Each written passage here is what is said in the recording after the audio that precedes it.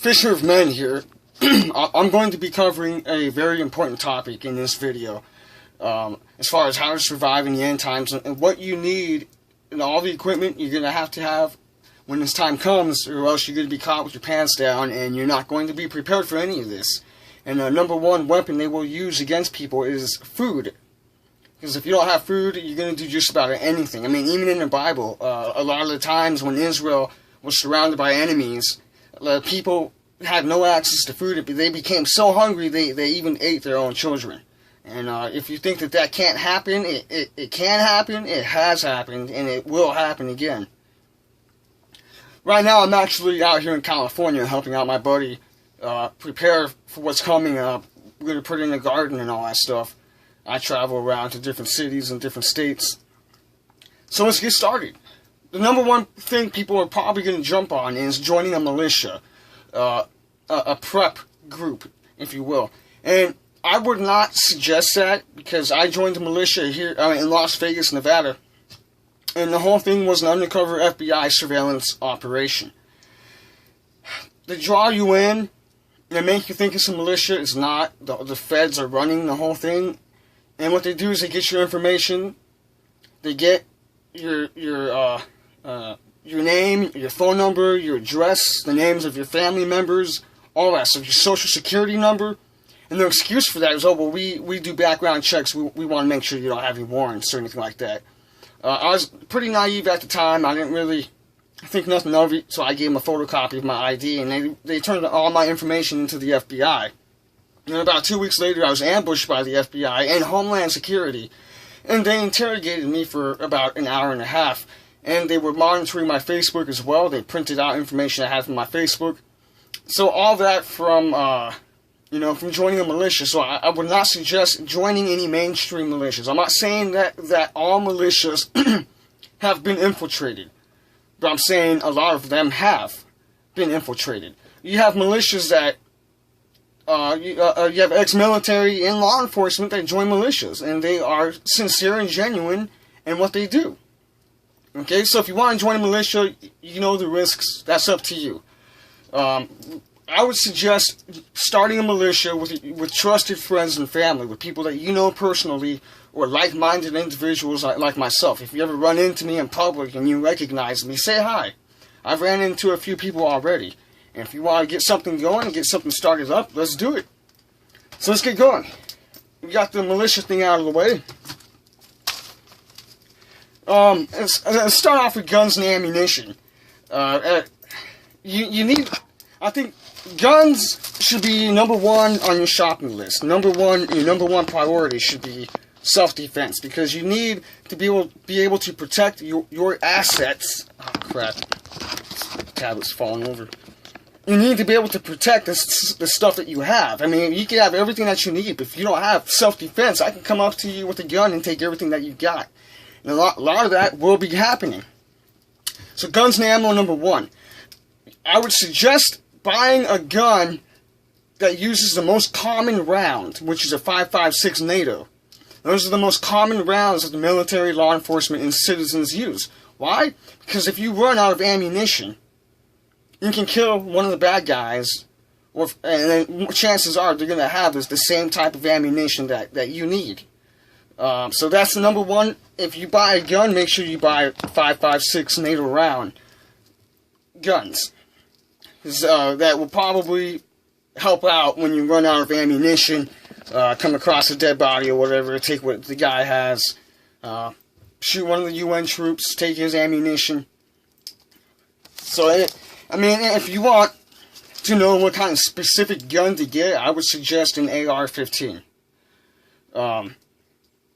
So let's move on. As far as after you get your self-defense and everything that you need to protect you and your family, and you start up your own militia group or whatever you got going on, you're going to want to get seeds, non-GMO seeds, so that when you have to leave a city, whether it be because of martial law or because of the Illuminati system that we got going on, persecution and everything that we got coming on the way, you're going to have to learn to live in a forest or, somewhere away from the city for the rest of your life. So you're going to need everything prepared in advance. And one thing, like I said, non-GMO seeds. You have to grow your own food. Grow your own potatoes and tomatoes and watermelons, all that stuff. You do not want GMO seeds. It's not a good idea.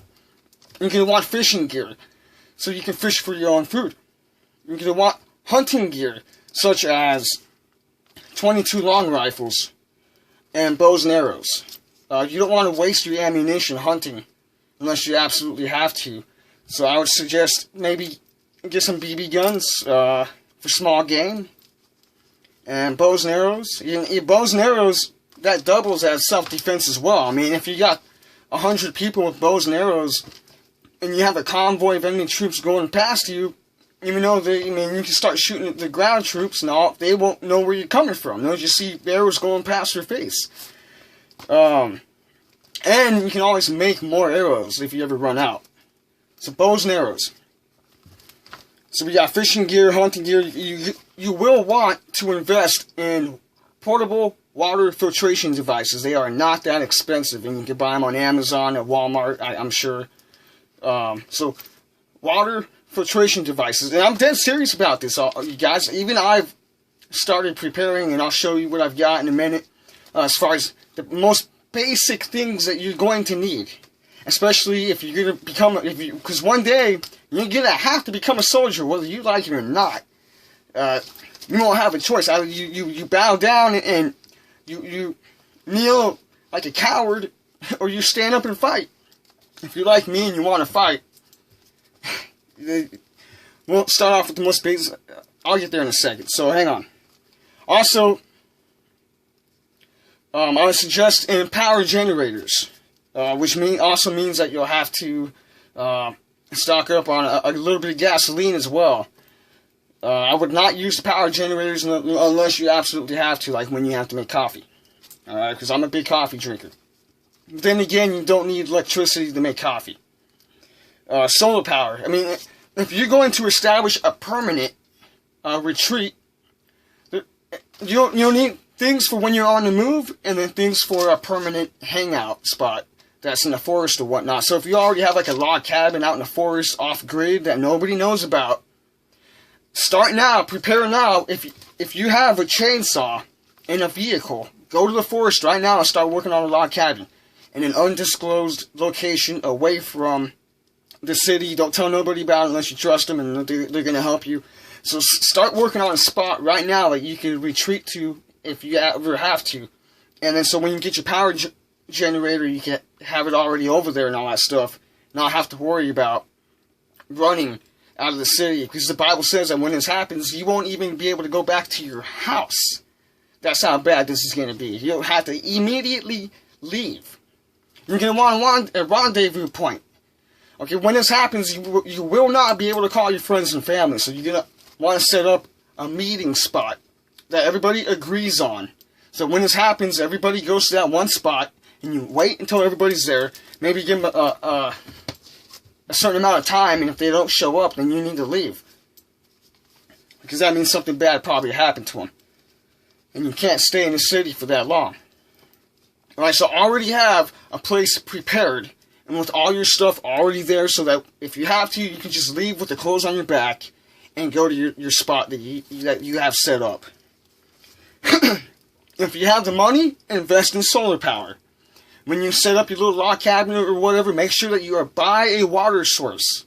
You need to be by a stream or by a river. But see, the government, they will look.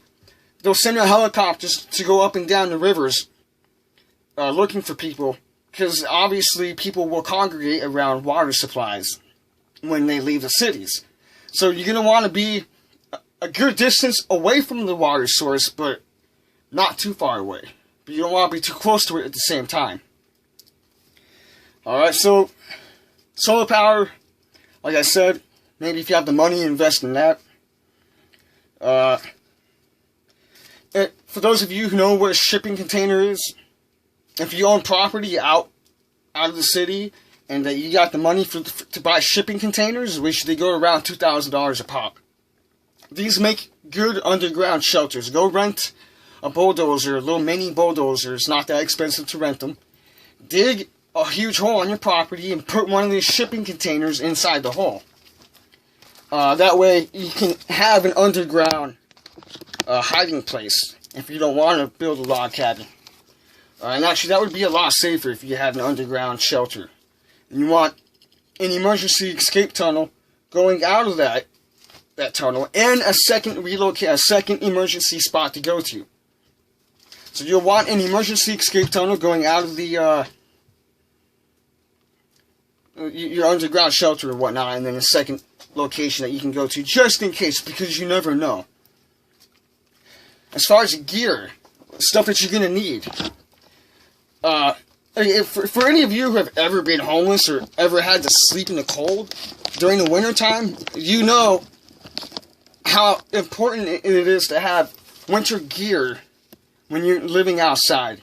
It's the difference between being miserable and being content. I'll tell you right now. You're going to need, number one, good pair of gloves. For many reasons. But 80% of your body heat is lost from your head, your hands, and your feet. So you're going to want something to keep your hands warm. You're going to want something... Where did I have that at here? To keep your head warm, which is a beanie. Winter gear. You know, get some good quality jackets. I would suggest going to Big 5 if you have a Big 5 where you live at, because they have some really good gear that they sell you. Okay, number two, you don't want to have to go run out in the wild wearing city shoes. I'll give you an example. If you go out wearing something like this, out in the woods and out in the desert, you're not going to... Look, I've walked miles and miles and miles in my lifetime, and I'll tell you right now, if you do not have a good pair of shoes, you're not going to get far. Your feet will be hurting within an hour. You're going to feel every single pebble that you walk on if you're wearing street shoes. So what you're going to want are a good pair of boots. I got these service military boots from Big 5 for $60. You can probably find them cheaper than that on Amazon. So shoes are number one. I mean, a big deal. And you're going to want a good pair of shoes, especially during the winter time, and especially if you're going to be traveling outdoors. And then you're going to want more than one pair of shoes. You'll need, I would suggest getting at least 3 pair of boots. At least 3. Especially if you do a lot of walking like me. And I would not use your boots until you absolutely have to. So hang on to your boots, keep them brand new, keep them in a box, don't use them unless you have to. Okay, and then also, man, this thing just keeps falling over. Also, if you've ever seen in the movies when they're running away from the bad guy, you got that one dumb person that trips and falls on a rock. That actually happens in real life. I did that one time. I felt so stupid. We heard gunshots and I started running and I tripped and fell on a rock or something like that. When you're running in a panic, when you're caught when you are caught in a sudden panic, in a sudden state of terror, and you just take off running oblivious to everything around you, you're gonna trip on everything and everything. Trust me. With that being said, you're gonna need stuff to protect your joints, your elbows, and your knees, because chances are if you're living in outdoors, you're gonna need stuff like that, especially if you're going to have to fight the enemy one day. I got these strap-on special ops knee pads. They go for $60. You can't find these anywhere on the internet. My uncle sells them. My uncle sells night vision and infrared, and I'll get into that in a second.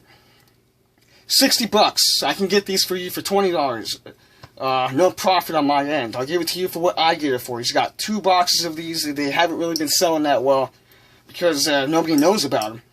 Strap-on knee pads. They're very comfortable and they don't cause irritation when you're walking. $20. You pay what I pay plus you pay for the shipping. I can get these for you. Special ops elbow pads. These cost me $20. I got these at a gun store. So you'll need that stuff. Trust me. You don't want to trip and fall and hit a sharp rock or something like that. And if you blow a kneecap, you're done. You're done. And I've injured my knee before, and it sucks. And you can't walk right for a month. All right. So what else we got here? If you're on the move like me, I don't have a car. I don't plan on leaving the city in a vehicle. that's probably the last thing that you want to do anyways, is leave the city in a vehicle. You'll just become a huge target, is what you'll do. You make yourself a huge target. Hang on one second, guys, I'm sorry. Alright, here we go. So if you're on the move, you're going to need stuff like this, which is, this is for making food. It is designed to save space. So there's multiple pots in a small area, a small amount of space, so that you can fit more things in your backpack. And you can just light the fire, make your food, pack it back up, be right back on your way. And for making fires, you're going to need, where's my flint? Here we go. You'll need one of these. They're very inexpensive. I got this for, I think, $1.99 at Big 5. And this will save you a lot of time to start fires. So you don't have to, I mean, if you go into the forest with a lighter, you're going to run out of lighter fluid. Unless you've stocked up on it. So, a flint. That's another huge thing that you're going to need. Like I said, most of this stuff is generally inexpensive. But if you're on a tight budget like me, I have to acquire these things over time. It's not something I just go and buy overnight. Binoculars. If you're traveling with a group of people, you're going to have to rotate around for people to keep an eye on the area 24/7, 365. Constantly have somebody on patrol, somebody who's constantly keeping an eye on the area. So a binocular, so that you can see at far distances. They're not that expensive. A huge lifesaver. You never know when you might need one of these. These are good for many different things, many different purposes. As you can see, I've already used mine. Whether it be last resort weapon, chopping wood. These have many uses, which I don't have to go into that. A machete. This right here is also good as a last defense weapon. But also, if you're walking through a lot of brush, obviously you chop the stuff out of your way so you can keep walking through the brush and not have to cut yourself or poke holes in your clothing walking through thorns and thistles. And also, if you are a hunter and you know how to hunt for food, obviously you have to skin your animal, and that's what this part right here is for, this hook. You put it on the neck part, and you just go down like that, and you gut the animal with that. Also, it's a saw, so this has more than one purpose. Alright, so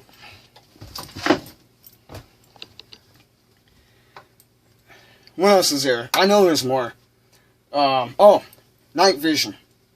Night vision is very, very expensive, but it does come in handy. It will give you the upper hand, whether it be against, the military is going to have night vision. So it'll at least even the odds. I would suggest traveling during the day and not at night. Don't travel at nighttime at all, because that's when they're going to see you and you're not going to be able to see them, is with their night vision, infrared, and thermal imaging. If you can, try to go to an area that has a lot of fog, a lot of mist, because their technology, their infrared and their thermal imaging and all that stuff does not work in the fog. I remember watching on TV a long time ago, Border Patrol. They were trying to catch illegal immigrants crossing the border with their night vision, but when the fog comes rolling in, all their technology is useless. So I found that to be an interesting bit of information that one can have when it comes to avoiding detection. So try to go to an area with a lot of brush and a lot of fog. And only travel during the daytime, not at nighttime. If you need night vision or infrared or thermal imaging and you've got the money for it, I can get it for you for what I get it for. My uncle's website is nightviz.com. NITEVIS.com. Nightviz.com. If you go through him, he's going to charge you full price. If you contact me, I can give it to you for what he gets it for. And don't tell him I said that. His cheapest pair of night vision goggles is $900. He sells magazines and gun accessories, iron sights and scopes and whatnot. So check out his website. If you see something else you want to buy or you're interested in, let me know and I'll get it for you for what he gets it for. Keep it on a download. Don't tell him that because he probably wouldn't be too happy with me. I think that's about it for this video. I know there's more. I just can't think of it right now. So yeah, make sure you got a rendezvous point for your family. Everybody to meet up at the same spot because there's not going to be any cell phones going on or internet. The internet's not going to be in use. Maybe invest in walkie-talkies. Get walkie-talkies. That's another good thing to have. And they do have solar power charging stations that you can buy to if you want to. If you have an MP3 player that you want to keep using for music, you can buy these solar power power stations for as cheap as $100. I bought one for $20, but it was a piece of crap.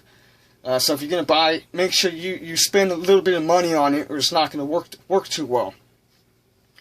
What else is there? Water filtration, winter gear, boots, good pair of socks. Make sure because if you don't have good socks with good boots, you're gonna have blisters all over your feet. I'll tell you that right now. Ammunition. Make sure you have a lot of ammunition. At least 1,000 rounds. At least 1,000 rounds of ammunition. And don't go out. Don't waste your ammo too. Make sure you. Oh, bartering items. When all this stuff happens, there's not going to be any money. So currency will be the bartering system. If you need something that the other guy has, make sure you got stuff to trade with. Even if you're not a tobacco smoker, stock up on tobacco, stock up on coffee, stock up on alcohol, because these will be the number 3, the main things that people will want. This will be in high demand during these times. So coffee, tobacco, alcohol, batteries, stuff like that. Stuff that we take for granted today, people will kill you over during these times. It's just like that movie, Book of Eli, if you've ever seen that movie. So, what else is there? I'm trying to think, guys. Let me say, I don't want to end this video until I've covered everything that there is to cover. Don't tell if you are stocking and prepping, keep it to yourself. Don't talk about it on the internet. Don't talk about it on Facebook. Don't flaunt it to your friends or even to some of your family members. Keep it between you and your most trusted friends and family. Keep it a small circle. I guess that's all I have to say today. If I come across any other information, I will make a video about it. But for now, that's all I got for you. Like I said, if you're interested in those knee pads or night vision or whatever, you let me know. I'll get those to you. No profit on my part. I'm just doing you a favor. Thank you for watching. Fisher of Men. God bless.